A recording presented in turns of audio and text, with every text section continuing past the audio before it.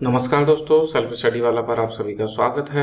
हम कर रहे हैं यूपीपीसीएस जीएस 5th और 6th का कंप्लीट कोर्स मेंस के लिए, और हमारी कोशिश है कि इसके अलावा आपको कहीं और से 5th और 6th पेपर पढ़ना ना पड़े। हिंदी इंग्लिश दोनों में कर रहे हैं। इसकी क्लास आपको मॉर्निंग में 10 AM मिलती है और इसकी क्लास आपको इवनिंग में 6 PM मिलती है। और हमारा टारगेट है कि 35 से 40 क्लासेस इसमें होंगी और लगभग 35 to 40 क्लासेस इसमें होंगी। और हम इनको तो चूंकि दोनों लेक्चर एक साथ अपलोड किए जा रहे हैं तो 40 दिन में लगभग हम इसको कंप्लीट कर लेंगे। इसके लास्ट में अभी आपने यूपीपीसीएस मेंस जिन लोगों ने देना है 2025 में, तो करंट अफेयर्स में जो भी अपडेट होंगे तो 1 से 2 लेक्चर इसके और 1 से 2 लेक्चर जो भी करंट अफेयर्स में नए चेंजेस हुए होंगे इस दौरान, उन्हें हम लास्ट में कवर कर देंगे आपके मेंस से पहले। मींस ना तो करंट अफेयर्स के लिए ना किसी और की कोई डायमेंशन कम है, आपको कुछ भी अलग कहीं से भी पढ़ने की जरूरत नहीं है। पूरा का पूरा हम 5th और 6th पेपर यहाँ पे कवर करेंगे, हिंदी इंग्लिश दोनों में कवर करेंगे। तो ये हमारी जीएस 6th की क्लास है और ये 6th ही क्लास है। 5 क्लासेस में अभी तक हो चुकी हैं। हिंदी इंग्लिश दोनों में ये बुक अवेलेबल है, इस बुक पे बेस्ड ये क्लासेस हैं। So hello guys, this is me Mohit Sharma, Director Sankalp IAS Academy and having more than 15 years teaching experience in civil service field. And my sole motive behind this series is to become your favorite teacher, और इसके लिए काफ़ी hard work किया जा रहा है। आप पूरे लेक्चर्स पूरी सीरीज देखिए और आपको इसकी क्वालिटी का पता चलेगा। आप कहीं से भी इसकी तुलना करके देख सकते हैं जहाँ से भी आपने पहले पढ़ा है। तो हम क्या क्या पढ़ चुके हैं अभी तक देखिए। हमने लोकेशन देख ली है उत्तर प्रदेश में, फिजियोग्राफी देख ली है एंड उसका जो जियोलॉजिकल स्ट्रक्चर है उसको देख लिया है, और क्लाइमेट भी हम कंप्लीट कर चुके हैं। क्लाइमेट में शुरू के 4 टॉपिक ज़्यादा काम के हैं। की कैरेक्टरिस्टिक, कैसा क्लाइमेट है उत्तर प्रदेश में, फैक्टर, ऐसा क्लाइमेट क्यों है, इम्प्लीकेशन, इस क्लाइमेट के यूपी पे क्या प्रभाव है, और यूपी के मेजर क्लाइमेटिक जोन, ये 4 महत्वपूर्ण टॉपिक हैं। इसके अलावा क्या चैलेंजेस हैं, सीजन, रेनफॉल, टेम्परेचर, इनका डिस्ट्रीब्यूशन उत्तर प्रदेश में, इनसे अभी चांसेस कम है लेकिन फिर भी हमने इनको किया है। ओके, एंड इरिगेशन इन उत्तर प्रदेश ये हमने शुरू कर दिया। तो इसमें हम मेजर सोर्स हमने कल पढ़ लिए थे, ये ट्यूबवेल्स पढ़े हैं, फिर कैनाल्स पढ़ी हैं। मेनली तो यही 2 हैं, 90-95% तो इन्हीं से हो जाता है ना। फिर रोल एंड सिग्निफिकेंस इरिगेशन का उत्तर प्रदेश में क्या है, and challenges in Uttar Pradesh, ये 3 हमने कल पढ़ लिए थे। इससे आगे का हम देखेंगे। और हमने क्वेश्चन भी देख लिए थे, जो हमारा मेंस नेविगेटर बुक है वहां से हमने क्वेश्चंस भी देख लिए थे कि इरिगेशन से क्या क्या क्वेश्चन आए हुए हैं। एक्चुअल में ये जो यूपीपीसीएस मेंस नेविगेटर बुक है ये बहुत ही काम की है, और हर सीरियस कैंडिडेट जो भी सीरियसली पढ़ाई कर रहा है उसके पास ये होना चाहिए, क्योंकि इसमें वो 2 जरूरी चीजें जो कोई भी टॉपर सजेस्ट करते हैं, सिलेबस एंड PYQ, उन दोनों को दिया हुआ है। और ना केवल दिया हुआ है, सिलेबस के अकॉर्डिंग PYQ को लगाया गया है, जिससे आप उस पॉइंट को देखें और तुरंत से पहचान जाएं कि इस सिलेबस में से किस तरह के क्वेश्चन आते हैं, है ना। और ना केवल सब्जेक्ट वाइज बल्कि टॉपिक वाइज भी है। तो ये अगर आपके पास है तो फिर आपको किसी से पूछने की जरूरत नहीं है कि पेपर के लिए क्या पढ़ना चाहिए, क्या नहीं पढ़ना चाहिए, क्या काम का है। ना किसी सीनियर से पूछने की जरूरत है, ना किसी टीचर से। आप इसको देख के खुद से समझ सकते हो। तो इसका लिंक भी आपको डिस्क्रिप्शन बॉक्स में मिल जाएगा। ये बुक आपके लिए वाकई में काफ़ी हेल्पफुल साबित रहेगी। चलिए, तो हम अपना आगे देखते हैं। इरिगेशन रिलेटेड गवर्नमेंट मेजर्स हमें देखने हैं, हमारा 4th टॉपिक इरिगेशन में। तो सेंट्रल गवर्नमेंट ने क्या प्रयास करे हैं और स्टेट गवर्नमेंट ने क्या करे हैं वो हमें देखने हैं। देखिए, तो पहले सेंट्रल गवर्नमेंट के प्रोग्राम, उसमें प्रधानमंत्री कृषि सिंचाई योजना, द फेमस वन, 2015 से चल रही है। इससे पहले कुछ स्कीम चलती थी, जैसे एक थी राष्ट्रीय लघु सिंचाई योजना and watershed development programme, उनको मर्ज करके इसको बनाया गया। तो इसका मेन कंपोनेंट है हर खेत को पानी एंड मोर क्रॉप पर ड्रॉप, तो ये तो आपने सुना ही होगा। एंड AIBP, ये भी पहले अलग प्रोग्राम था, इसको मर्ज करा गया था। एक्सक्लरेटेड इरिगेशन बेनिफिट प्रोग्राम, पर ड्रॉप मोर क्रॉप हमने देख लिया, वाटर सेट डेवलपमेंट। तो ये 3-4 नाम लिख देंगे आप बस कि केंद्रीय क्षेत्र की योजना है, उसमें आप लिखेंगे प्रधानमंत्री कृषि सिंचाई योजना, और उसमें इन 3-4 के AIBP, पर drop more crop, water set development, done. पहली योजना हो गई। दूसरी अटल भूजल योजना है। ये कहाँ है, जहाँ पे ग्राउंड वाटर ज्यादा डिप्लीट हो गया तो उसको रीस्टोर करने के लिए ये योजना चलाई जा रही है।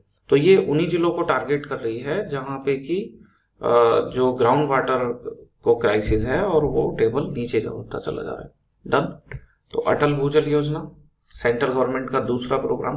देखो ये उत्तर प्रदेश के 13 मेन जिले, एक ना आगरा, मेरठ, शामली, वेस्टर्न यूपी में ज्यादा समस्या है इधर। तीसरी स्कीम AIBP, ये तो अभी देख ही ली थी हमने, है ना। तो मेनली AIBP कंपोनेंट क्या है, ये वहां पे रह गया था, अच्छा पॉइंट है, आप इसको जरूर लिख के आना कि इसके तहत सेंट्रल गवर्नमेंट स्टेट गवर्नमेंट को कुछ असिस्टेंट फंड ये सब प्रोवाइड कराती है, असिस्टेंस एंड फंड। क्यों, किन प्रोजेक्ट के लिए, जो लॉन्ग पेंडिंग इरिगेशन प्रोजेक्ट हैं।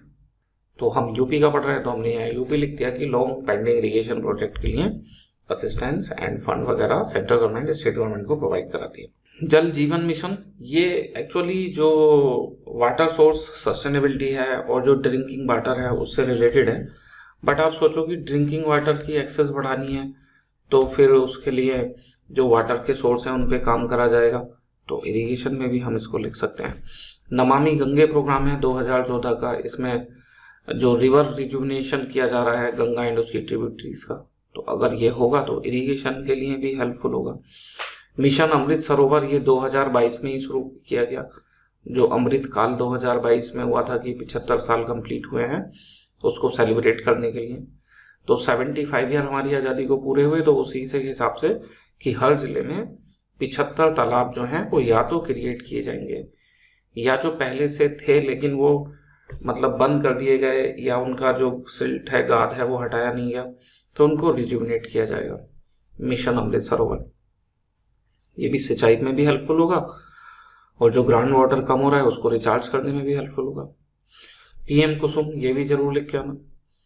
जैसे एक समस्या थी कि पहले तो वेल होते थे, है ना, तो इससे पानी निकाल लिया जाता था, उससे पहले ऐसे तालाब होते थे, फिर इसमें वेल में ये उथले होते थे थोड़े, है ना, तो फिर गहरे बनने शुरू हुए, इसमें कोई पाइप लगा के और उससे पानी निकाला जाने लगा।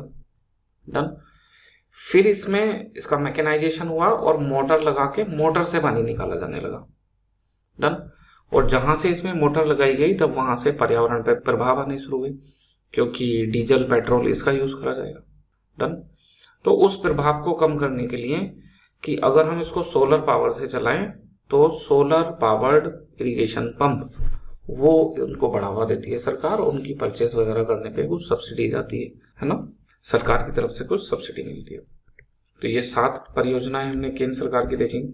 मतलब खाली ये भी क्वेश्चन आ जाए ना कि उत्तर प्रदेश में सिंचाई को बढ़ावा देने के लिए केंद्र सरकार के द्वारा किए जा रहे प्रयास लिखो, तब भी आप आराम से करके आ जाओगे। 125 शब्द होते ही इतने, 125 और 200 शब्द है ना, उसमें इंट्रो भी लिखना है, कंक्लूजन भी लिखना है।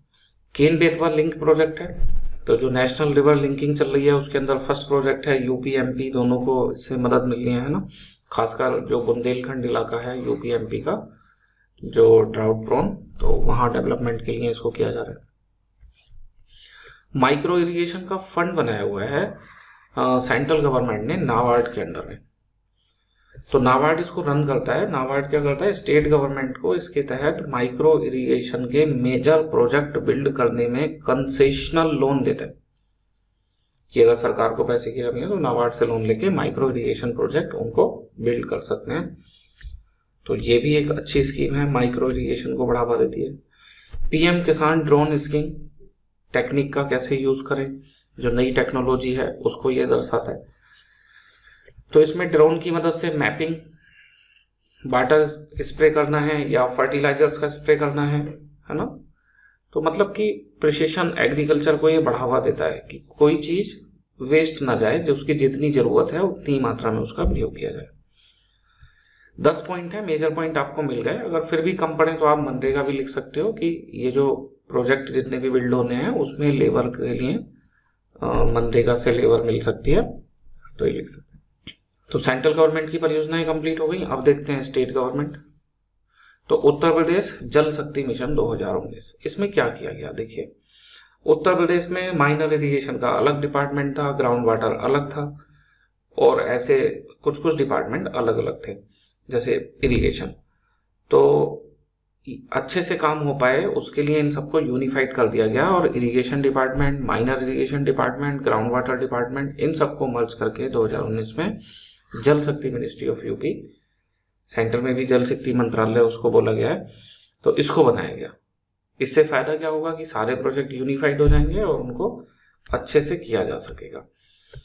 तो इसको बोला गया जल शक्ति मिशन 2019। तो ये राज्य सरकार का एक अच्छा प्रयास है। दूसरा बुंदेलखंड पैकेज।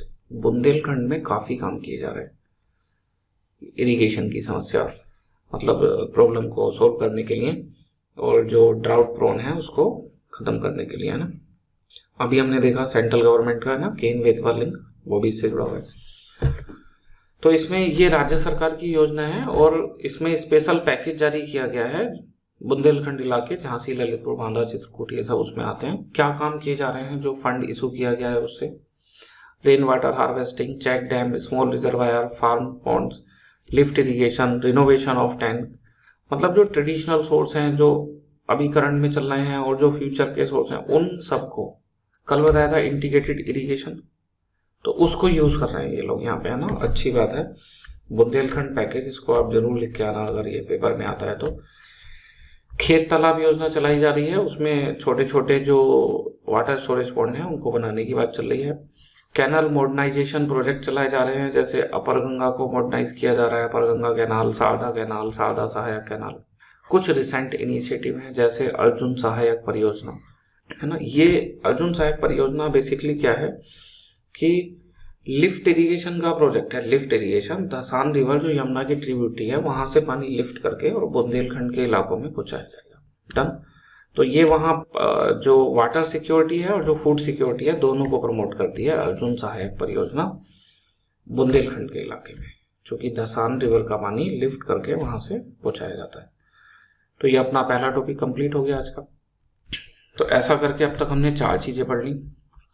अपने मन में रिकॉल करो, वीडियो पॉज करके हमारे लिखने से पहले, है ना। बहुत जरूरी है ये सब करना, इसी से कॉन्फिडेंस आता है। आपको लगता है मुझे तो सब कुछ उंगलियों पे याद है, आपका कॉन्फिडेंस बढ़ने लगता है। तो पॉज करो और रिकॉल करने की कोशिश करो, है ना, और फिर चेक करो यहाँ से कि क्या। तो हमने सोर्स पढ़े थे, इसके बाद में हमने इरिगेशन में क्या चैलेंजेस हैं वो पढ़े थे, इरिगेशन का क्या सिग्निफिकेंस है यूपी में वो पढ़ा था, एंड अभी हमने central government plus state government की क्या योजनाएं वगैरह चल रही हैं उनको पढ़ लिया। अब देखते हैं यूपी में इरिगेशन प्रोजेक्ट। तो इरिगेशन प्रोजेक्ट में भाई वैसे तो हमको पता ही है कि कैनाल सिस्टम है, दूसरा कुछ मल्टीपर्पज डैम है ना, तीसरे नंबर पे कुछ ट्यूबवेल्स वगैरह है, नंबर 4 बेल वगैरह, micro irrigation, lift irrigation project. तो ये सब हमें लिखने हैं, तो इनमें हमें कुछ कुछ एग्जाम्पल लिखने पड़ेंगे। अगर अच्छे और ज्यादा नंबर चाहिए तो ऐसे नहीं लिखें खाली कैनाल सिस्टम, उसके कुछ एग्जाम्पल बताएंगे, है ना। एक आध कैनाल किसी चीज के लिए फेमस है तो वो भी लिखेंगे। डन। और साथ में यहाँ जो हम कुछ कुछ फैक्ट यूज करेंगे लिखने के लिए, वही फैक्ट प्रीलिम्स में आ जाएंगे, तो आपको प्री के लिए भी अलग से कुछ पढ़ने की जरूरत नहीं है। पूरा कंप्लीट यूपी स्पेशल का प्री आपका इसमें खुद कवर हो जाएगा। देखिए तो पहले कैनाल इरिगेशन प्रोजेक्ट, इसमें अपर गंगा कैनाल है, इसमें लिख दो लाइफलाइन ऑफ वेस्टर्न यूपी। जो ऐसे थोड़ा थोड़ा एक्स्ट्रा लिखेगा उसको बढ़िया मार्क्स मिल जाएंगे। लोअर गंगा कैनाल है, शारदा कैनाल है, शारदा कैनाल में लिख दो कि important for Terai and Awadh region. Sharda Sahayak green lifeline of eastern UP, तो ईस्टर्न यूपी के लिए ये वाली महत्वपूर्ण है, एंड वेस्ट यूपी के लिए ये महत्वपूर्ण है। और जो तराई और अवध वाला इलाका है, अवध वाला जो सेंट्रल यूपी का हिस्सा है, वहां Sharda canal system, Sharda canal Sharda सहायक में क्या अंतर है उसको देखेंगे। अभी आप हल्का सा भी ऐसे समझ लो, ऐसे है कि यहाँ से शारदा रिवर का ये कैनाल की परियोजना थी, फिर क्या करा, शारदा में जो घाघरा रिवर है उसके पानी को भी ऐड करके 2 डैम बनाए गए यहाँ पे पानी ऐड करके, और इस पूरे इलाके में भी सिंचाई, पूर्वी इलाके में भी उसकी है ना। तो पूर्वी इलाके के लिए ये हो गई, सेंट्रल के लिए ये हो गई, और यहाँ पर गंगा कैनाल है तो वो वेस्टर्न यूपी। तो जो खाली इनके नाम लिखेगा कैनाल कैनाल, और जो उनका एरिया वाइज भी बता देगा, तो एरिया वाइज बताने वाले को ज्यादा मिलेंगे। अगर उनने डायग्राम में भी दिखा दिया तो और ज्यादा नंबर मिल जाएंगे। आपको खाली पढ़ना नहीं है, ये भी सीखना है कि क्या करने, मतलब हम क्या लिखें, कैसे लिखें कि हमें ज्यादा मार्क्स मिले। एक्चुअल में तो कंपटीशन है, जिसको ज्यादा मिलेंगे वो सिलेक्ट हो जाएगा, उसको रैंक मिल जाएगी। दूसरे क्या आते हैं इरिगेशन प्रोजेक्ट में, reservoirs and dam based project.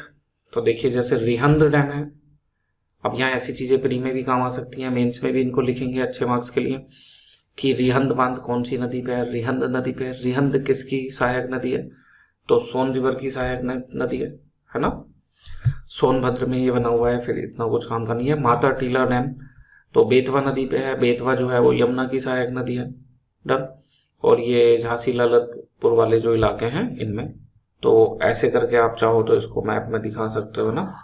यहाँ पे तो आ जाएगा आपका रिहंद बांध और इधर यहाँ पे आ जाएगा आपका माता टीला और इधर रिहंद, डन।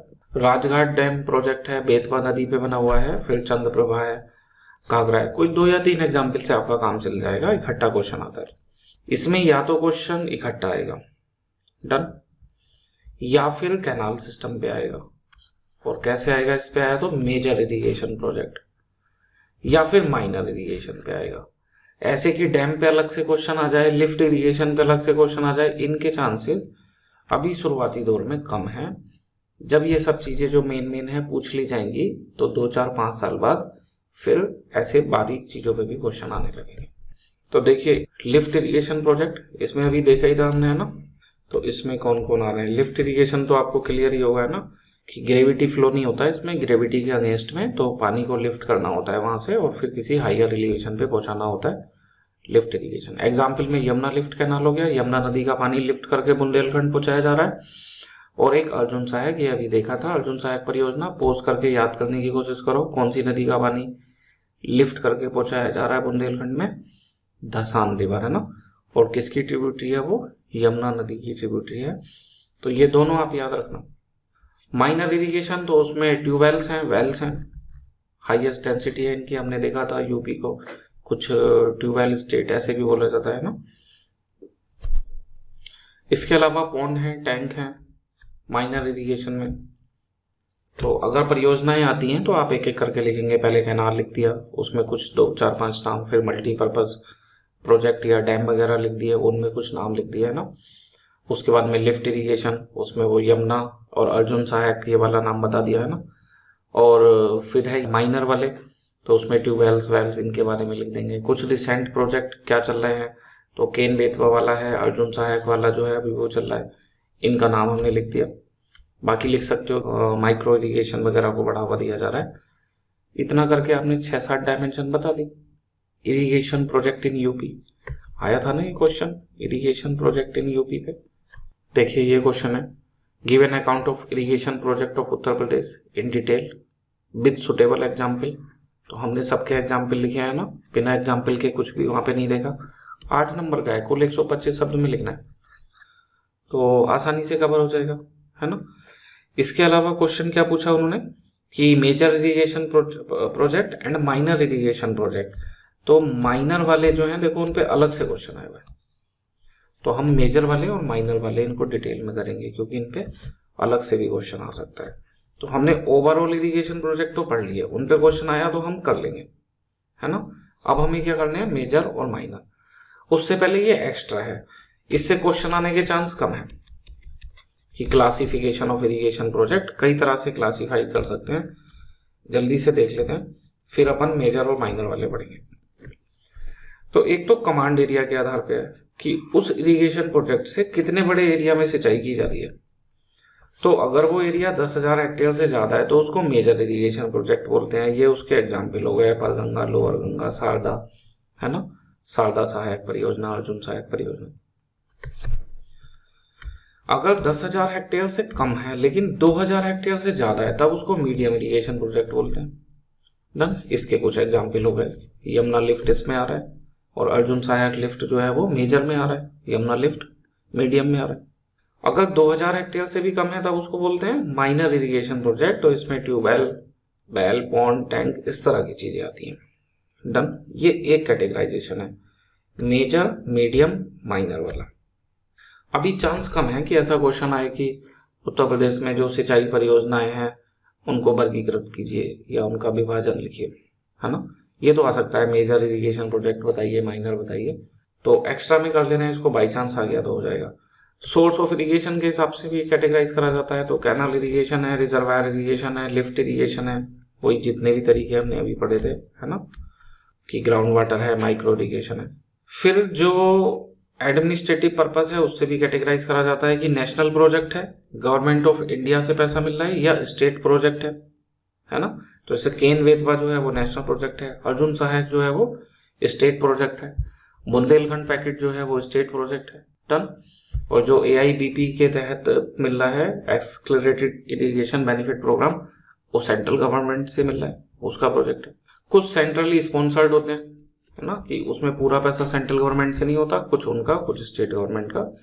तो इरिगेशन परियोजनाओं को ऐसे भी कैटेगराइज कर सकते हैं। इसके अलावा वाटर सोर्स की सरफेस वाटर से हो रहा है या ग्राउंड वाटर से हो रहा है, तो ग्राउंड वाटर से हो रहा है तो ट्यूबवेल्स एंड वेल्स हो गए, और सरफेस वाटर से हो रहा है तब कैनाल्स, पॉन्ड, लेक्स, ये सब हो गए, डन। तो ये भी हमने पढ़ लिया, क्लासिफिकेशन किस तरह का है उसका, ओके। अब क्या बाकी है, major irrigation project and minor irrigation project and micro, done. इसमें माइनर पूछा जा चुका है, मेजर माइक्रो अभी नहीं पूछा, उम्मीद है कि उन पे क्वेश्चन बनेगा, डन। तो हम मेजर इरिगेशन प्रोजेक्ट पढ़ते हैं, तो मेजर में क्या आएंगे, कैनाल्स आएंगी और जो डैम है वो आएंगे, है ना। तो हम उन दोनों के बारे में लिखेंगे यहाँ पे, कैनाल्स और डैम के बारे में, डन। तो पहले इसके ऑब्जेक्टिव लिखे हैं, मेजर इरिगेशन के ऑब्जेक्टिव, इन्हें भी एक बार जल्दी से देख लेते हैं, कुछ करना नहीं है। कैनाल्स वाले में कैनाल्स के एग्जाम्पल लिखने हैं, डैम में डैम के एग्जाम्पल लिखने हैं, आपने अभी देखा थोड़ी देर पहले। तो मेजर प्रोजेक्ट आ जाए तो उस तरह से करना है। लेकिन अगर मेजर प्रोजेक्ट आएगा तो किस तरह का क्वेश्चन आ सकता है, आप सपोज कीजिए ऐसे कि पूरे के पूरे मेजर प्रोजेक्ट पे क्वेश्चन आ सकता है, फिर तो आप कैनाल्स, कई सारी कैनाल्स और उनके कुछ कुछ पॉइंट लिखोगे, फिर कुछ डैम और वो डैम कहाँ कैसे हैं वो सब लिखोगे, आंसर हो जाएगा। लेकिन हमने बताया मेजर प्रोजेक्ट में किसी एक पर्टिकुलर कैनाल्स पे भी क्वेश्चन आ सकता है, जैसे ऑलरेडी लोअर गंगा कैनाल पे क्वेश्चन आया, और जब आएगा तो क्या पूछता है, उसका फीचर्स और सिग्निफिकेंस, डन। तो ये जो ऑब्जेक्टिव आप पढ़ रहे हो ये सिग्निफिकेंस में भी काम आ सकते हैं। तो वैसे तो आपको ओवरऑल पता है कि यहाँ पे क्या कैनाल्स लिखनी है और ये सब, ये भी क्वेश्चन भी आप कर पाओ, उस हिसाब से हम इसको देखेंगे टॉपिक को, डन। पहले कर लेते हैं, फिर आपको समझाएंगे कि कैसे यूज करना है। तो ऑब्जेक्टिव में है assured irrigation supply, irrigation project है तो ये तो करेगा ही। इसके अलावा एग्रीकल्चर प्रोडक्टिविटी को बढ़ाता है, डबल क्रॉपिंग, मल्टी क्रॉपिंग हो पाती है, वरना तो फिर मॉनसून सीजन में ही खेती हो पाती। फ्लड कंट्रोल है, ड्राउट मिटिगेशन है, ग्राउंड वाटर रिचार्ज भी हो, कई पर्पज होते हैं, तभी बोलते हैं इनको मल्टीपर्पज प्रोजेक्ट, है ना। हाइड्रो पावर का जनरेशन भी हो, ड्रिंकिंग वाटर भी हो, तो हमेशा की food security and border security दोनों को एंश्योर करता है। रीजनल डेवलपमेंट हो, इनइक्वलिटीज कम हो, एम्प्लॉयमेंट जनरेट हो, रूरल इकोनॉमी फ्लरिश करे। तो ऐसे बहुत सारे ऑब्जेक्टिव हैं, इनमें कुछ ज्यादा समझने का नहीं है, ये रीड करने का टॉपिक है, तो आप इसको पढ़ लेना। इकोलॉजिकल बेनिफिट भी है कि उस इलाके में जो फिशरी है, टूरिज्म है, अफोरेस्टेशन है, उनको बढ़ावा मिलता है, डन। मेजर इरिगेशन प्रोजेक्ट, और उसमें हम क्या पढ़ रहे हैं, मेनली कैनाल्स। तो हम इसमें करेंगे कैसे, ये ऑब्जेक्टिव से तो आप दो चीजें पूछी जाएंगी, या तो पूरा पूछा जाएगा या कोई एक, मान लो ये आ गया अपर गंगा कैनाल्स, तो इसमें दो चीजें पूछेगा ना, फीचर्स एंड सिग्निफिकेंस। ये सिग्निफिकेंस क्या आप ऑब्जेक्टिव से नहीं लिख दोगे, अब इनमें से किसी के भी सिग्निफिकेंस पूछ ले, आप लिख दोगे, सबके सेम ही है ना। बस आप उसको थोड़ा सा ऐसे पर्टिकुलर टच देने के लिए कि आप उसी के बारे में लिख रहे हो, तो आप ये लिख देना, जो शारदा सहायक परियोजना है उसकी बात चल रही है, शारदा सहायक परियोजना, तो अभी हमने बताया वो पूरब के लिए, तो आप लिख देना कि provide irrigation facilities in eastern UP. तो ये तो सब में लिखना है इरिगेशन फैसिलिटीज, बस आप उसको अपर गंगा आ जाए तो वेस्टर्न यूपी लिख देना। मतलब ये ऑब्जेक्टिव या सिग्निफिकेंस, वो बताया था ना एक चैलेंज कल की क्लास में कि बहुत सारे कैनाल हैं, क्या सबके पढ़ने पड़ेंगे, तो अब आंसर क्या मिला, नहीं, एक के पढ़ेंगे। और थोड़ी सी होशियारी अगर हमने उसमें लगा दी, हमें लोकेशन पता हुई कि यूपी में कहाँ पे है, किन इलाकों में सिंचाई होती है, तो हम आसानी से उसी से उसका आंसर कर लेंगे। ये मैप आपको जरूर अच्छे से करना पड़ेगा, जिससे कि आप इसको बढ़िया से लिख पाओ, है ना। चलो, तो दो चीजें पूछ रहा था, फीचर्स और सिग्निफिकेंस। तो फीचर्स आपको याद करने पड़ेंगे थोड़ा सा, बट हम इसमें भी फीचर में एक साइट परफॉर्मा बना लेंगे कि फीचर आए तो ओरिजिन लिख दो, किस इलाके में सिंचाई होती है वो लिख दो, कोई समस्या लिख दो, है ना। तो देखो, फीचर्स आपके यहां से कवर हो जाएंगे। अपर गंगा कैनाल, तो ये जो लिखे हुए हैं ये उसके फीचर है। अगर खाली अपर गंगा पे क्वेश्चन आ जाए तो ये वाले पॉइंट अभी आगे भी देखेंगे, उनको लिखना है, फीचर्स हो जाएंगे। ये जो ऑब्जेक्टिव बताए हैं उनसे सिग्निफिकेंस हो जाएंगे। समझ आया ना? लग रहा है ना कि कर पाओगे? कोई सी भी कैनाल पे आ जाए कि उसके आप सिग्निफिकेंस और फीचर्स बताओ, तो थोड़ा तो फील होना शुरू होगा कि हाँ, हम कोई भी कैनाल पूछ ले हम लिख लेंगे, है ना। अदरवाइज तो ऐसे लिखता कि पता नहीं कैसे होगा। बस आप दो क्वेश्चन का आंसर बता दो और इसका आंसर यस में ही देना है ना। बहुत मेहनत करी जा रही है इसलिए नो मत बोलना कोई भी। पहला क्वेश्चन, अगर ओवरऑल पूरे कैनाल सिस्टम पे या मेजर इरिगेशन पे क्वेश्चन आ जाए, मेजर इरिगेशन प्रोजेक्ट, तो लिख लोगे? आंसर है यस। सब कैनाल लिखेंगे, उनके बारे में एक दो विशेषताएं लिखेंगे, ये डायग्राम बनाएंगे और कुछ अलग से डैम के बारे में लिख देंगे, आंसर कंप्लीट हो गया। उनका सिग्निफिकेंस आ जाए तो ये जो अभी ऑब्जेक्टिव बनाए हैं इन्हीं से हो जाएगा। ओवरऑल आया तब भी कर लेंगे। अगर किसी स्पेशल लोअर गंगा कैनाल पे क्वेश्चन आ गया, उसके फीचर्स एंड सिग्निफिकेंस तो लिख लोगे? तो आंसर है यस, लिख लेंगे। ये जो ऑब्जेक्टिव बताए हैं इनसे सिग्निफिकेंस लिख देंगे और ये जो फीचर्स अभी पढ़ने वाले हैं इनसे फीचर्स लिख देंगे। डन। ये दो ही तरह का क्वेश्चन आ सकता है मेजर इरिगेशन प्रोजेक्ट से।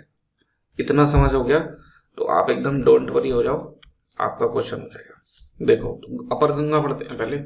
ओरिजिन और कोर्स क्या है इसका? तो हरिद्वार से इसको बनाया गया है, उत्तराखंड, और ये अलीगढ़ बुलंदशहर होते हुए मेरठ तक ऐसे जाती है। ऑब्वियसली रिवर गंगा है ना, यहाँ हरिद्वार में डाइवर्जन बना के वहां पे इसको बनाया गया। ये पहला हो गया। तो ये इलाके कवर करती है, मेरठ, मुजफ्फरनगर, बुलंदशहर, अलीगढ़, एटा, है ना।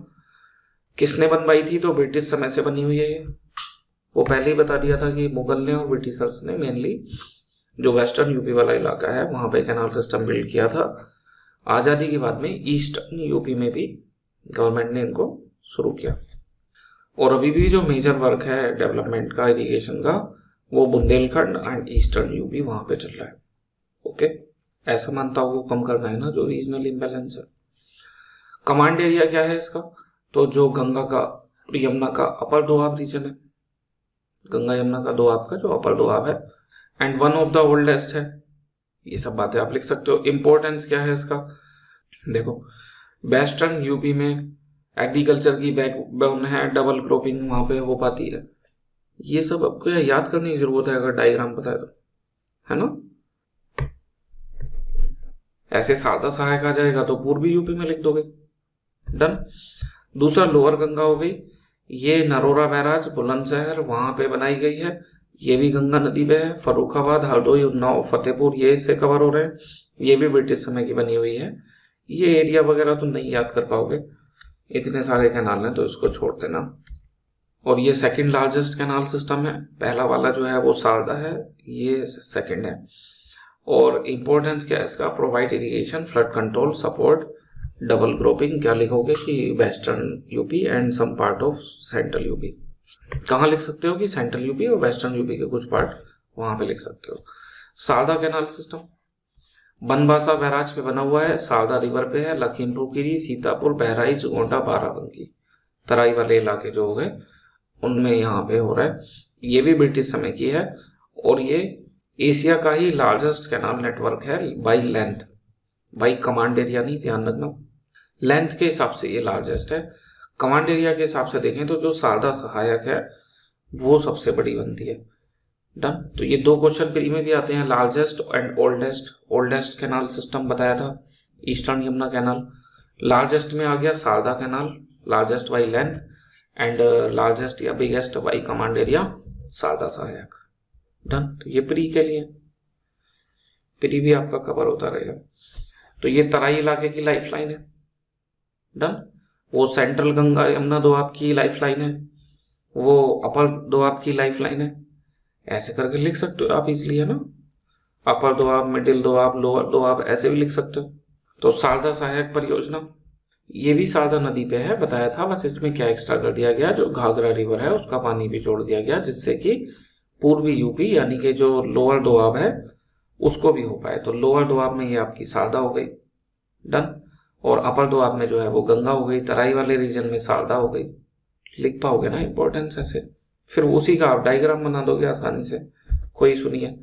तो ये कहाँ पे हुई शारदा सहायक? ईस्टर्न यूपी में, या फिर उसको क्या बोल सकते हैं, गंगा यमुना का लोअर दोआब, है ना। तो देखो, green life line of eastern UP, एक बार दो बार पढ़ोगे काफी आसानी से लिख लोगे, कोई भारी बात नहीं है। सरयू घाघरा कैनाल प्रोजेक्ट है ना। इससे अलग की दोनों को मिला के बाद में फिर जोड़ा गया है, वहां से अलग कैनाल्स निकाली गई हैं, यहाँ से अलग, और एक कैनाल के थ्रू दोनों को आपस में जोड़ा गया। तो ये गिरजापुरी बैराज एक्चुअल में यही बैराज है जिसके माध्यम से जोड़ा गया है ना। घाघरा सरयू रिवर पे है, गोंडा, बस्ती, गोरखपुर, देहरिया, बलरामपुर, सिद्धार्थनगर, सिंचाई का लाभ यहाँ पे मिलता है। ये पोस्ट इंडिपेंडेंस में 20th सेंचुरी में बनाई गई है, और ईस्टर्न यूपी इसका मेन कमांड एरिया है। और जो पैडी बेल्ट है यानी कि जो चावल की वो है ईस्टर्न यूपी में, उनके लिए इसे महत्वपूर्ण माना जाता है, डन। फिर बेतवा कैनाल आ जाती है। Headwork eight Mata Tila dam. अब ये हेडवर्क क्या है, देखो किसी भी कैनाल सिस्टम में दो बातें होती हैं हेडवर्क टेलवर्क में। एक तो कहीं पे डैम बनाया जाता है ना, ये डैम हो गया, फिर यहाँ से नहर निकाली जाती है, बस। तो इसी को यहाँ पे हेड बोल देते हैं, इसको टेल बोल देते हैं। ये टेल एंड है, ये हेड एंड है। तो हेडवर्क यहाँ पे है, इट मीन्स कि डैम कहाँ पे बनाया गया है, अंडरस्टैंड। तो माता टीला बुंदेलखंड में, यहाँ बेतवा नदी पे है, झांसी, हमीरपुर, जालौन, ललितपुर। अब देखो, जिन्होंने GS 5th में कराई है हमने फर्स्ट क्लास, यूपी का एक जनरल इंट्रोडक्शन, वहां पे मैप कराया था यूपी का। तो जिन्होंने वो अच्छे से कराया और उसका रिवीजन कराया, उनको ये सब समझ आ रहा होगा कि ये कहाँ पे है, दिमाग में चल रहा होगा, तो वो आसानी से लिख सकते हैं कि उन्हें पता है किस रीजन की बात चल रही है। तो अगर आपने सीधे 6th पेपर कर रहे हो, अभी तक 5th नहीं किया आपने, तो कम से कम 5th पेपर की पहली 2 क्लास जरूर कर लेना 6th पेपर से पहले।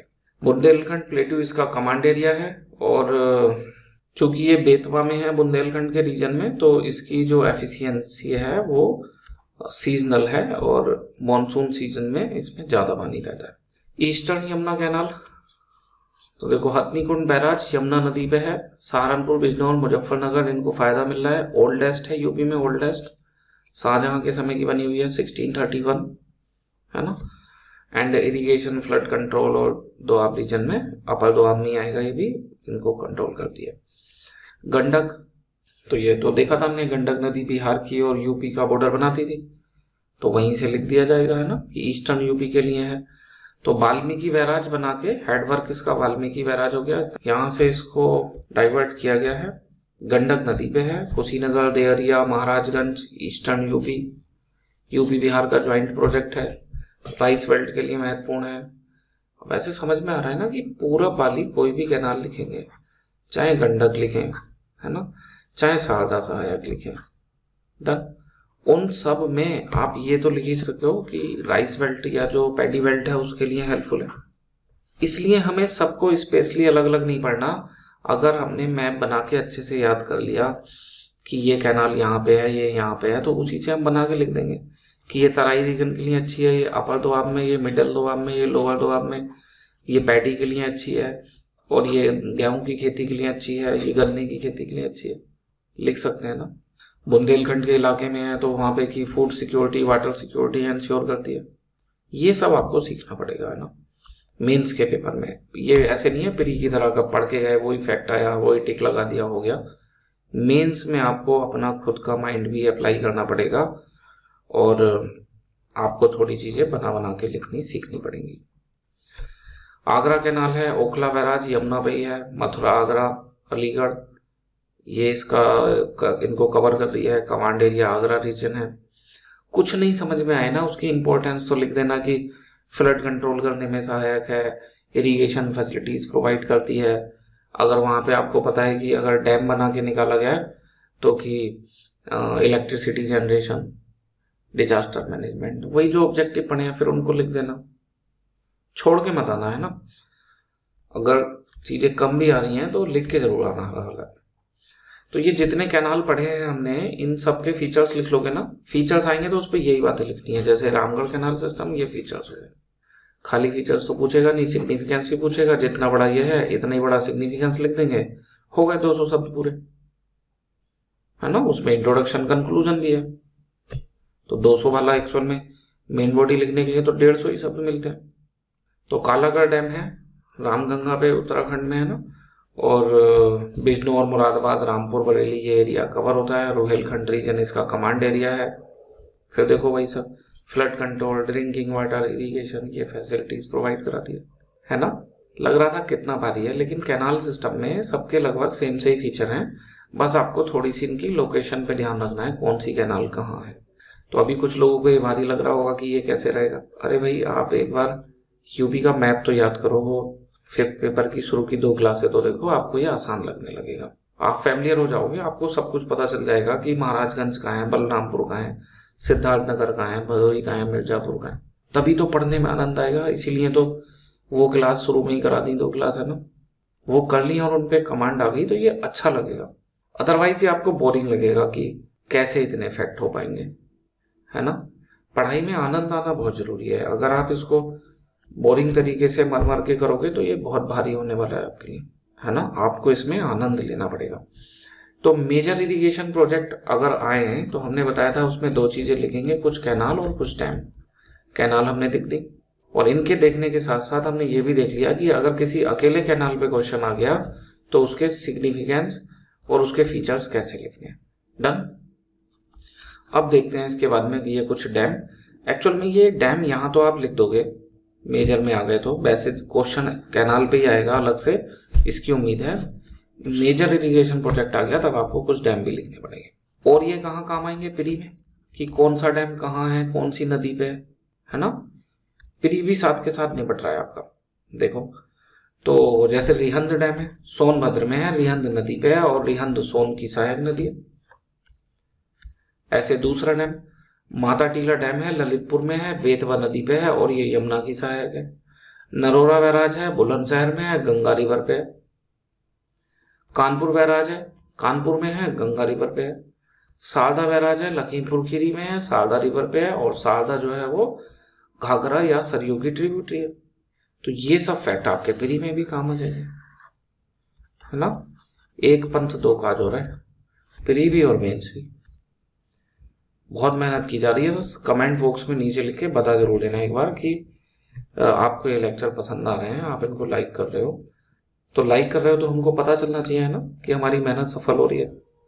तो लाइक करके कमेंट करके उसको बता दो, जिससे हमें पता चल जाए कि हाँ हम जो मेहनत कर रहे हैं वो बच्चों को पसंद आ रही है। डन। और एक रिक्वेस्ट है सब लोगों से जो भी सीरियस पढ़ाई कर रहे हैं, कि जो टॉपिक कवर होता जा रहा है उसके जो मेंस के PYQ हैं उनको आप घर पे जरूर से लिखो, जरूर। अगर आप सीरियस कैंडिडेट हो और आप सच में चाहते हो कि आप एक अधिकारी बनो, तो जैसे आप इरिगेशन कंप्लीट हो गया, इरिगेशन पे अभी तक लगभग 6-7 PYQ आए हुए हैं ना, इतने हैं। तो आपको इन सब के आंसर लिखने हैं, चाहे कोई चेक करने वाला ना हो फिर भी लिखने हैं, है ना। अगर आप इन सब के आंसर चेक कराना चाहते हो तो जो मेंटोरशिप प्रोग्राम है उसको ज्वाइन करो। मेंटोरशिप प्रोग्राम में सिलेबस वाइज क्वेश्चन भी चेक होते हैं, आपकी मेंस की कॉपी का वैल्यूएशन भी होता है, उसमें टेस्ट भी है, और उसमें आप टीचर से अपने डाउट भी पूछ सकते हो। और केवल डाउट ही नहीं, आपकी अदर प्रॉब्लम है कि शेड्यूल नहीं बन पा रहा, टाइम टेबल नहीं बन पा रहा, फॉलो नहीं कर पा रहे, मतलब जो भी आपको जरूरत लगेगी एक अधिकारी बनने के लिए, वो सब आपको इस मेंटोरशिप प्रोग्राम में मिलेगा। बहुत सस्ता मेंटोरशिप प्रोग्राम है, तो आप उसको डायरेक्ट चेकआउट कर सकते हो या कॉल भी कर सकते हो। और अगर आप नहीं करना चाहते ये कोई बात नहीं, तो कम से कम आंसर लिखो। कोई नहीं भी चेक कर पा रहा है फिर भी लिखो। आप खुद लिख के खुद ही चेक कर लो, अपने किसी दोस्त से चेक करा लो। आपने लिखा, अपने दोस्त को दे दिया, उसको बोला लिखने के लिए, और उसका आपने चेक, फ्री में काम हो गया।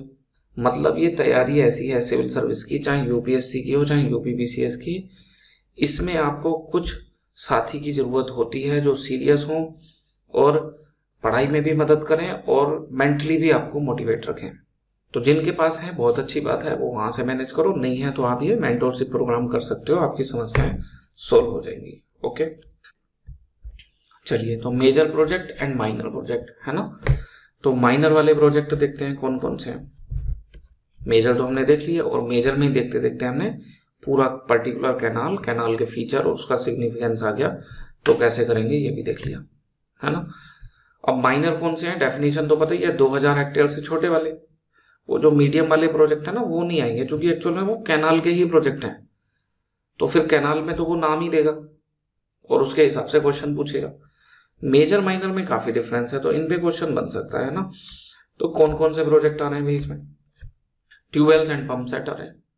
तो अब इसमें कुछ बातें लिखनी पड़ेंगी कि वेस्टर्न यूपी में ज्यादा है, एंड इसको लैंड ऑफ ट्यूबवेल्स बोला जा रहा है ना। प्राइवेट भी है एंड गवर्नमेंट भी है। फिर बेल है, traditional source of irrigation, tank and pond है, तो इनका बताया था बुंदेलखंड रीजन में ज्यादा है। डन। फिर चेक डैम और स्मॉल रिजर्वायर्स, ये भी बुंदेलखंड के रीजन में ज्यादा बनाए जा रहे हैं अभी, है ना। स्मॉल लिफ्ट इरिगेशन है, तो इसमें भी कुछ लिख सकते हो, लिफ्ट इरिगेशन स्कीम। तो और देखते हैं इसमें फिर सिग्निफिकेंस क्या है माइनर का। माइनर का सिग्निफिकेंस मेजर वाले से थोड़ा सा अलग है। तो एक्चुअल में ये ऐसे है जैसे कि ऑन डिमांड, जैसे मान लो कैनाल है तो उसमें तो ये आसपास के इलाके ये वाले है ना, इन खेतों की बहुत से बहुत यहाँ तक सिंचाई हो जाएगी। लेकिन माइनर वाले में तो कितना भी अंदर खेत हो तो यहाँ पे भी ट्यूबवेल्स बना के सिंचाई हो सकती है ना। तो इसके बेनिफिट्स के सिग्निफिकेंस थोड़े से अलग हैं। इसकी वाइडर कवरेज है, और इसे मतलब इसकी जो एक्सेस है वो इजी है, और स्मॉल एंड मार्जिनल फार्मर वो इसको कर सकते हैं। बहुत ज्यादा फ्लेक्सिबल है, लोकली सुटेबल है। जहां वेल पॉसिबल है वहां वेल ट्यूबवेल्स हो जाएंगे, जहां वो नहीं है तो वहां पे टैंक हो जाएंगे, कहीं पे पॉन्ड हो जाएंगे, है ना। ये इसके बेनिफिट है। तो तभी तो एक हमें इंटीग्रेटेड अप्रोच जरूरी है। हम खाली ट्यूबवेल्स से नहीं काम चला सकते, खाली कैनाल से भी नहीं चला सकते। अलग अलग एरिया के हिसाब से, लोकेलिटी के हिसाब से हमें सारे के सारे जो सोर्स हैं यूज करने पड़ेंगे। बाकी क्रॉप डाइवर्सिफिकेशन, इंटेंसिफिकेशन, उसमें ये हेल्पफुल है, कैसे कि डबल एंड मल्टीपल क्रॉपिंग इनको परमिट करते हैं। तो ये तो कॉमन ही पॉइंट है, दोनों में ही आएगा। Backbone of green revolution, tube wells in western UP, बता चुके हैं ऑलरेडी इसको, है ना। Drought and water scarcity common point है। क्विक इम्प्लीमेंटेशन है, कॉस्ट इफेक्टिव है। बताना इतनी बड़ी कैनाल बना रहे हो 1000 किलोमीटर की, तो उसमें तो ज्यादा पैसा लगेगा और टाइम भी बहुत लगेगा। और कहीं पे तालाब बनाना है, बेल बनाना है, ट्यूबवेल बनाना है, तो वो सस्ता बन जाता है, जल्दी बन जाता है, और सरकार उसमें सब्सिडी भी दे देती है। अभी तो उसको सोलर पावर्ड करने के लिए भी सब्सिडी मिल रही है। तो ये इसके एक्स्ट्रा पॉइंट हैं जो वहां पे नहीं थे, बाकी तो कॉमन पॉइंट हैं। तो quick implementation, cost effective, energy efficiency and modern integration, की माइक्रो इरिगेशन कर रहे हैं। यहाँ पे भी आप लिख देना पीएम कुसुम के बारे में, है ना, कि सोलर पावर्ड कर रहे हैं, तो वो चीजें यहाँ पे भी आ जाएंगी। लिखा ही है पीएम कुसुम, ये है। एम्प्लॉयमेंट जनरेट कर रहा है कि इनके तहत मनरेगा में लेबर मिल जाता है, तो वो वाला पॉइंट आप लिख सकते हो। रीजन वाइज रिलीवेंस लिख सकते हो, ये हम पहले ही बता चुके हैं इसे, है ना, कि कहाँ पे क्या ज्यादा है। तो यहाँ पे ट्यूबवेल्स हैं, यहाँ ट्यूबवेल्स ज्यादा हैं कैनल से, यहाँ पॉन्ड वगैरह ज्यादा है, यहाँ कैनल्स ज्यादा हैं, यहाँ दोनों सेम से, है ना। तो अभी आप माइनर वाले लिख रहे हो तो आप खाली माइनर वालों को शो कर दो, वरना आप पूरा मैप बना दो, उसमें माइनर वाले तो लिखे हुए ही हैं, एरिया वाइज वो अपने आप से हो जाएगा, ठीक है ना। तो इनका सिग्निफिकेंस अलग है, तो इनके चैलेंजेस भी अलग है। कैनाल सिस्टम वाले चैलेंजेस नहीं है, इसके क्या है, ग्राउंड वाटर का डिप्लीशन हो रहा है, एग्जाम्पल हो गया वेस्टर्न यूपी, है ना। और एक बताया था कि इसमें जो ट्रेडिशनल हैं जैसे पॉन्ड वगैरह, तो उनको नेग्लेक्ट किया जा रहा है, अर्बन एनक्रोचमेंट हो रहा है उसका, ज्यादातर तालाब तो काट दिए गए। ना जाने कितने तालाब तो हमने ऐसे देखे हैं कि जो वो होते थे और अब वहां पे सब मिट्टी डाल के प्लॉटिंग करके मकान लोगों ने बना लिए, अर्बन एनक्रोचमेंट हो रहा है। हायर CO2 इमिशन, भाई आप इसमें पेट्रोल डीजल उसका यूज कर रहे हो पंप सेट में, तो है ना, इसका उपाय है फिर PM Kusum. And lack of awareness and adaptation of suitable irrigation method, लोगों में अवेयरनेस की कमी है कि उनके इलाके में कौन सी इरिगेशन पद्धति अच्छी रहेगी, है ना, और फसल भी उनको उसके हिसाब से होनी चाहिए। फ्रेगमेंटेड लैंड होल्डिंग है, अब 2-2 बीघे के खेत हैं, उसमें वो क्या इरिगेशन फैसिलिटी बिल्ड करेंगे, है ना। अगर बड़ी लैंड होल्डिंग हो तो आदमी ऐसे कुछ डेवलप भी करे। और फ्लड इरिगेशन यूज करते हैं, पूरे खेत में ऐसे पानी भर दिया जाता है, फ्लड इरिगेशन। इससे 2 समस्याएं होती हैं। एक तो कि जो यहाँ पे पानी भरा है वो इवेपोरेट हो जा रहा है एटमॉस्फेयर में जाके, वो जो वाटर वेपर है वो ग्रीन हाउस गैस का काम करती है, यानी कि जो पृथ्वी से टकरा के सनलाइट वापस जाती है तो उसको वो वापस से पृथ्वी पे भेज देती है, इससे पृथ्वी का टेम्परेचर बढ़ता है।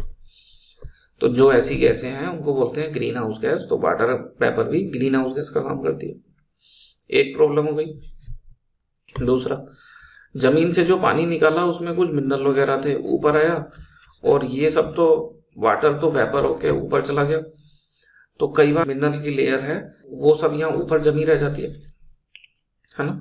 उसमें पढ़ेंगे हम कि कुछ कंकड़ जैसे है ना, कैल्शियम के कंकड़ और वो सब बन जाते हैं, तो उससे खेती की फिर उपजाऊ क्षमता थोड़ी कम हो जाती है। डन, परकोलेट नहीं हो पाता वाटर वगैरह। तीसरी समस्या और है, अगर आप ज्यादा पानी भर दोगे तो फिर एयर की कमी हो जाएगी। बताया था सोइल में एयर, वाटर एंड मिनरल, ये 3 चीजें हैं और तीनों एक पर्याप्त रेशियो में होना जरूरी है। तो ये भी एक समस्या है। रीजनल इम्बैलेंस है कि कहीं पे ये इरिगेशन फैसिलिटीज ज्यादा बिल्ड हैं, कहीं पे कम है, तो ये भी इसकी एक समस्या है ना। माइनर इरिगेशन में सरकार की क्या योजनाएं चल रही हैं माइनर इरिगेशन के लिए, तो जो ऊपर योजनाएं पढ़ी थी उनमें से कुछ कुछ यहाँ पे लिखनी है ना। जैसे मानो ये पढ़ा था आपने प्रधानमंत्री कृषि सिंचाई योजना, तो इसमें ये हर खेत को पानी एंड पर drop more grow, micro irrigation and minor irrigation को बढ़ावा दे रही है। ट्रेडिशनल पॉन्ड का रिवाइवल चल रहा है, तो आप इसमें मिशन अमृत सरोवर लिखोगे, है ना। हर जिले में 75 तालाब या उनसे ज्यादा उनको बनाना है। नाबार्ड का फंड है, एक RIDF भी है, रूरल इंफ्रास्ट्रक्चर डेवलपमेंट, और एक अभी देखा था माइक्रो इरिगेशन फंड भी है, जिसके तहत नाबार्ड स्टेट गवर्नमेंट को जो छोटे प्रोजेक्ट हैं उन्हें बिल्ड करने के लिए कंसेशनल लोन देता है, तो उसको भी आप यहाँ पे लिख सकते हो। सरकार ने बुंदेलखंड पैकेज चला रखा है, इसमें तो मेजर माइनर सभी कवर हो रहे हैं, है ना। और माइनर इरिगेशन डिपार्टमेंट को जल शक्ति मंत्रालय में विलय करा गया है मिला के, जिससे कि अच्छे से स्कीम को इम्प्लीमेंट किया जा सके। डन, तो ये सरकार की कुछ योजनाएं हो गई। तो माइनर इरिगेशन, उसके चैलेंज, उसके सिग्निफिकेंस और गवर्नमेंट की स्कीम, ये सब हमने देख लिया। ये सारी चीजें हमने मेजर जो इरिगेशन प्रोजेक्ट है उनमें भी देख लिए, है ना। लास्ट में ये कुछ उसका कंक्लूजन टाइप से लिख सकते हो कि minor irrigation project have been the backbone of the Uttar Pradesh agriculture, और ये कि उनको एक इंटीग्रेटेड वे में बिल्ड करना चाहिए, यानी कि सभी को बढ़ावा देना चाहिए, ना कि किसी एक को, है ना। तो हमने मेजर प्रोजेक्ट भी पढ़ लिए, माइनर प्रोजेक्ट भी पढ़ लिए। अब है माइक्रो, तो माइक्रो इरिगेशन के क्या यूपी में स्थिति है उसको भी देख ले रहे हैं। इसका भी कमी चांस है, चूंकि 1% से भी कम है उत्तर प्रदेश में, पर फिर भी देख लेते हैं। हमने तो ओवरऑल कंप्लीट वे में टॉपिक कंप्लीट करना है।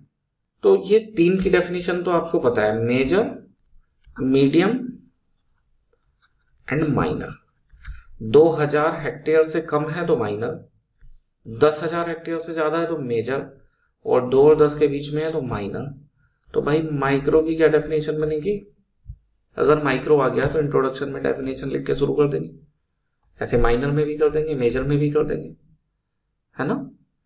क्वेश्चन आया तो इंट्रोडक्शन डेफिनेशन ही लिख देंगे कि मेजर प्रोजेक्ट ये होते हैं और ये यूपी के लिए बहुत महत्वपूर्ण है, मेन मेजर प्रोजेक्ट ये हैं, फिर नंबर डाल के लिस्ट बना देंगे।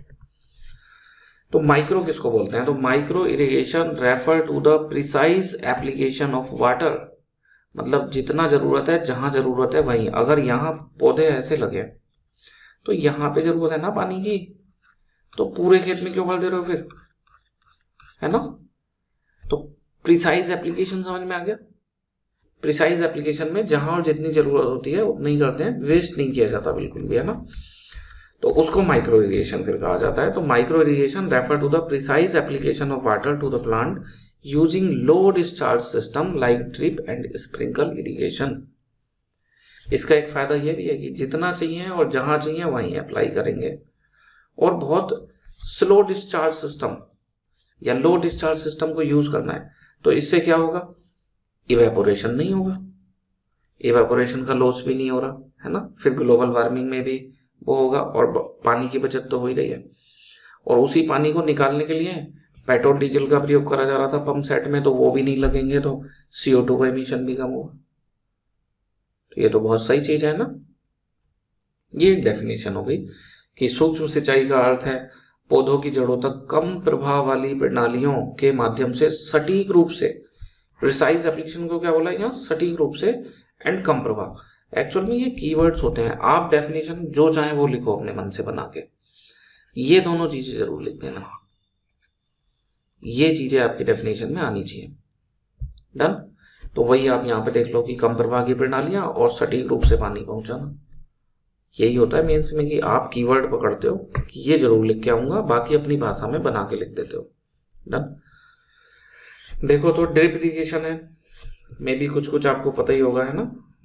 पूरे खेत में खासकर जो हॉर्टिकल्चर है, बागवानी फसलें हैं, वहां पे फिटिंग कर दी जाती है लाइन की और सीधा जड़ में ही एक एक बूंद ऐसे पानी गिरता रहता है।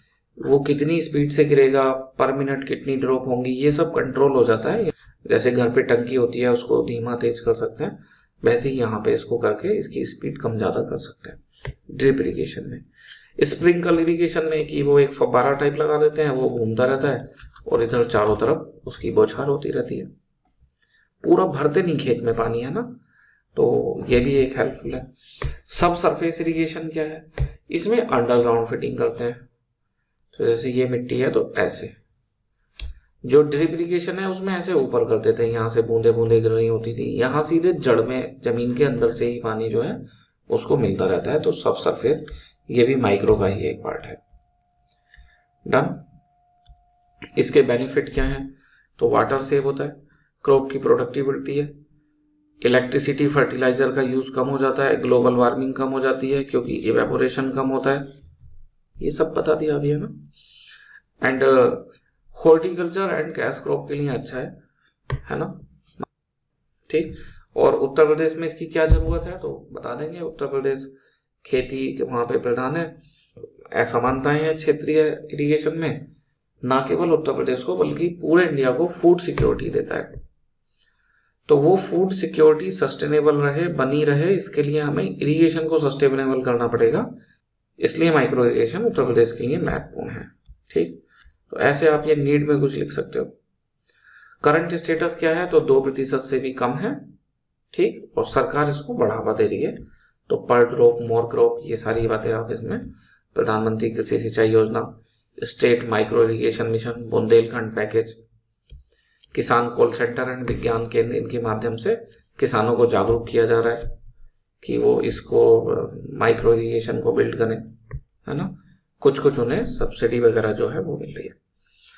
चैलेंजेस क्या है इसमें, कि बाद में तो बहुत फायदे हैं लेकिन हाई इनिशियल कॉस्ट है। तो उसका तरीका क्या है कि सरकार उनको कंसेशनल लोन प्रोवाइड करा दे, सब्सिडी दे दे, है ना।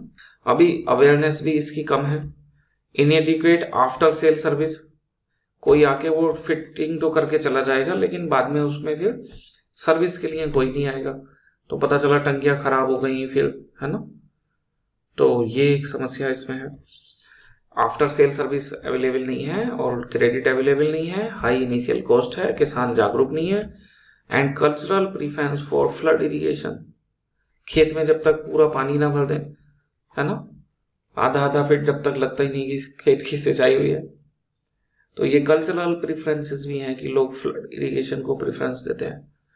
Poor maintenance lead to the system failure, आपने फिटिंग तो करा दी ड्रिप इरिगेशन की, पर उसका मेंटेनेंस नहीं करोगे, वो फेल हो जाएगा, फिर आपको लगेगा ये तो खराब है, पैसे बेकार चले गए।